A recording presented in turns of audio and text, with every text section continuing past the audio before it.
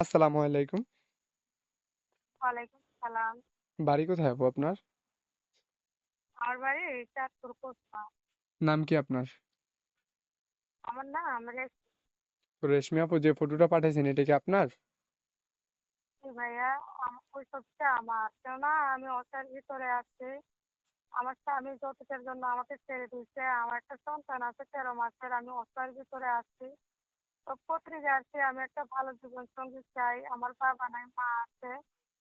তো যেখান থেকে ভিডিওটা আমার দেখবে, যার ভালো লাগবে সে যদি আমার পাশে দাঁড়ায়, আমার সন্তানের দায়িত্ব নেয়, তো অনেক খুশি হবো। আমার ফ্যামিলিতে একটা বোন আছে, হাতের সমস্যা, তার জন্য আমি চিকিৎসা করতে পারতেছি না। আর ছোট বাচ্চা নিয়ে আমি কোনো জায়গায় যাইতে পারি না। তো বুঝতে আমার বাসা পারলাম। হচ্ছে চাঁদপুর। আচ্ছা আপু, শুনেন কি বলি। আপনার ঠিকানা কোথায় বললেন? চাঁদপুর কচুয়া ভাইয়া। চাঁদপুর কচুয়া। নাম কি আপনার?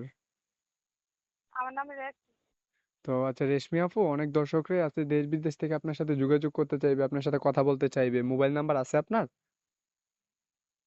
রেখি ভাইয়া। মোবাইল নাম্বারটা তো আমার মুখস্থ নাই, আপনি বর্তমান দিলে আমি জমা। আচ্ছা, যেই নাম্বারটা আমাকে পাঠাইছিলেন ওইটা? হ্যাঁ হ্যাঁ, এটা দিয়ে দিলে হবে। আচ্ছা, এটা কি ইমো নাম্বার নাকি বাটন মোবাইলের নাম্বার? একটা ছোট মোবাইল, আমার ইমো মোবাইল আছে, কিন্তু নষ্ট হয়ে গেছে, টাকার অভাবে ঠিক করতে পারতেছে না। এখন অফার ভিতরে আছে, তাই ছোট ফোন চালাইতে। আচ্ছা আপু, শুনেন কি বলি। আমি আমার দর্শকের উদ্দেশ্যে নাম্বারটা এবং কি ফটোটা দিয়ে দিতেছি, যদি কোনো দর্শক ফোন দেয় ধরে কথাবার্তা বললেন। আচ্ছা ঠিক আছে ভাই, আপনার উদ্দেশ্যে দর্শকদের উদ্দেশ্যে আমি একটা ভালো জীবন সঙ্গী চাই, যে আমার সঙ্গে ভাগ করে নিয়ে আমার পাশে দাঁড়াবে, আমি সন্তানের চাই। আচ্ছা অনেক ঠিক আছে। বেশি। ভালো থাকেন। আসসালামু আলাইকুম। হ্যাঁ।